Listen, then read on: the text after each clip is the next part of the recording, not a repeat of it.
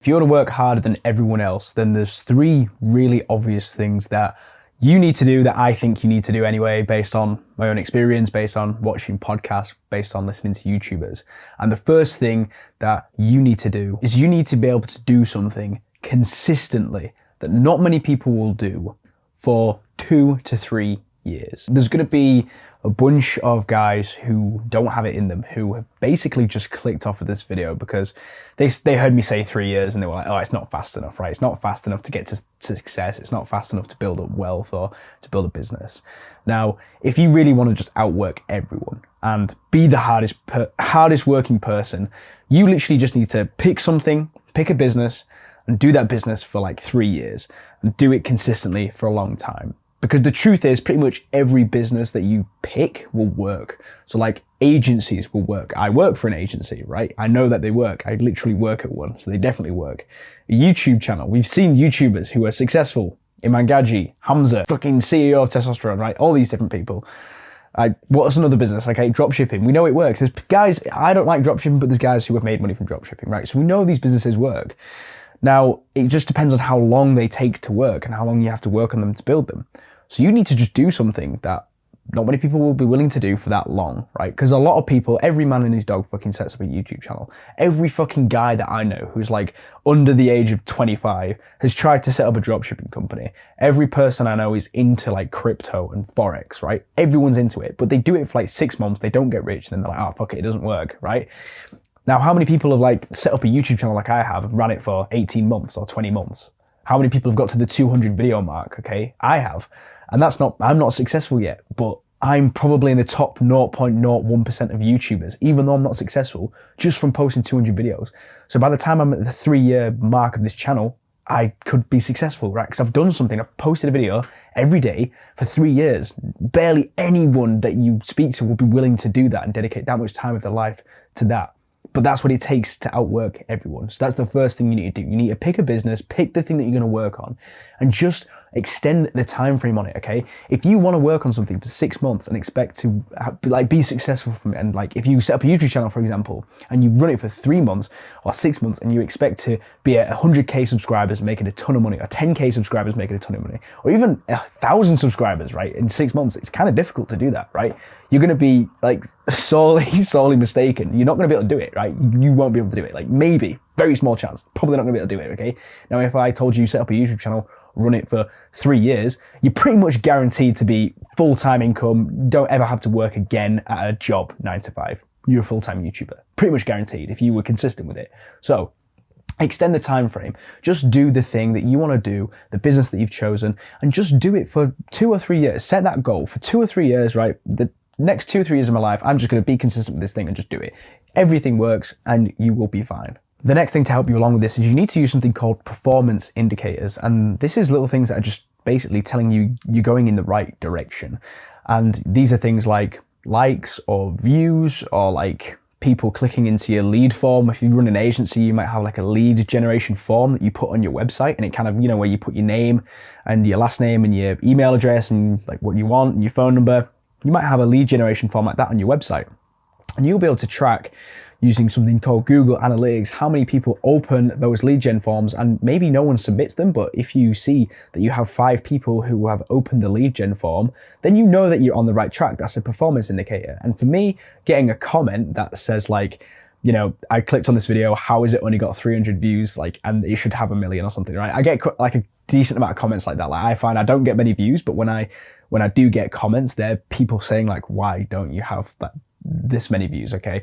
So that's always nice to see, and that's a key performance indicator for me, because although that's not success, that isn't money, that isn't anything adding to my bank account, it's a little performance indicator to kind of show me, okay, I'm on the right track, this video did well, so that's the right track, do more of that. So you're going to use your performance indicators as a guide to kind of keep you in the right direction, and you're going to use goals, your big main goal, as the destination. So imagine you were driving a car and you wanted to get to some specific destination, okay, like a a park or something. You wanted to drive to a park, it's going to be 20 minutes away. And you started driving and you got completely lost, right? You would look for road signs around to see, oh, am I going in the right direction? I need to be on this road. Okay, I'm on this road now. Now I need to like take this turn and go to this place or whatever, right? You would use like signs to direct you. That's your performance indicators. Like if you make a video, if you're a YouTuber, for example, and you make a video and it gets like, 100 likes and then like 80 dislikes. And so it's like a kind of nearly 50-50 of like dislikes to likes. That's probably a key performance indicator to be like, maybe not more of that, okay? And then if you did one video that got like comments that were like, how has this not got like, this many views or something like I've had, that's like a thing to say, oh, I'm going in the right direction. And then that's leading you towards your destination, which is the overall goal of like where you want to get to, which is a successful YouTube channel, making a decent amount of money, like not having to work a 9 to 5, being able to work from wherever you want, that sort of thing, of like a business, like an agency, like whatever your business is, right? The goals are the same. Like we all have the same fucking goals, right? We all just want to not have to work in a fucking shit job. We all just want to be able to travel to Thailand and get our laptops out and be able to make money online and like do all this stuff, like digital nomads. That's what like most guys want. We all want to be making a good amount of money and we want to look good and we want to be able to just dominate life, right? That's the whole purpose of this. So use your goals as the destination that you're going to get to, and then use the performance indicators from the business that you do as a way to see if you're on the right track. The last bit of advice I'm going to give you is something I heard that Hamza talk about in a podcast, I believe, or it might have been one of his videos, but he talked about macro and micro goals. And I think Alex Hormozi's talked about this as well, and he's like a billionaire, right? So you should definitely listen to this bit of advice. Now, your macro goal is things that can probably change along the way based on the performance indicators that you get. So this is like the goal for this week for me is to post like 7 videos, okay? Or maybe a micro goal for me might be to post like a certain amount of videos that are like talking head, but then in the background, like maybe try and make some different videos and this kind of thing. This is like these micro goals, okay? But the macro goal, this is like the main overarching thing, which is just me growing my YouTube channel as a business and getting my audience bigger and delivering my message, my knowledge, my experience out to people. So you can change the micro goal. For me, that could be like, okay, I'm going to use a slightly different thumbnail on this video and like just try it and see if it works, right? If it doesn't, it doesn't. If it does, great. And like maybe try a slightly different style of video, or maybe edit it in a slightly different way that might be a bit better or something like that. That's the micro kind of goals. But then the macro goal for me is just be a good YouTuber.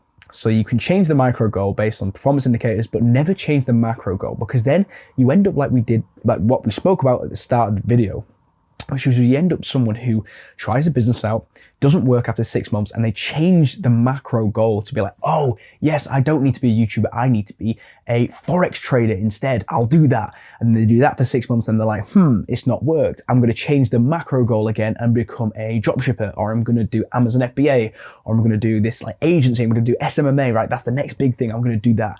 And they keep changing the macro goal. And then suddenly they just switch and they're like, actually, you know what? I just need to get massive at the gym and I'm not going to bother about doing any work. My work is going to be eating as much ice cream as possible and getting as big as possible so that I can go and just lift huge amounts of weights. That they'll change the macro goal all the time. I used to do this quite a lot. And I realized that you just need to keep the macro goal the same, become a good YouTuber. Keep the macro goal the same, and then you can change the micro goals week on week, as long as it's not changing the macro goal. And then that leads us back, full circle, back to the first point that I made, which is you just need to do the same thing, repeat it, iterate it, work on it, get better at it. Whatever the businesses you're doing, just work on it consistently, constantly improving yourself for 2 or 3 years. And you will have literally outworked everyone else, worked harder than everyone else, and you are in a very, very good position to be successful. I'm not successful yet, and this is the advice that I'm giving you now from someone, like take this advice from me as someone who isn't successful yet, but I'm convinced this is the way you get successful. And I've done a lot of research on this. I have probably listened to 2,000 hours of Alex Hormozi and, Modern Wisdom podcasts and Hamza talking about all this kind of stuff. So I feel like I'm knowledgeable on it, but I just wanted to let you know that at the end of the video, like I'm not like a millionaire or anything, okay? But I have been able to work consistently on this YouTube channel for over a year now, and I have seen good results from it. So yeah, that was about it. Hope you got some value out of this video, mate. Hope it helped you in any way. And yeah, keep improving yourself every day, and I'll see you in the next one. Bye.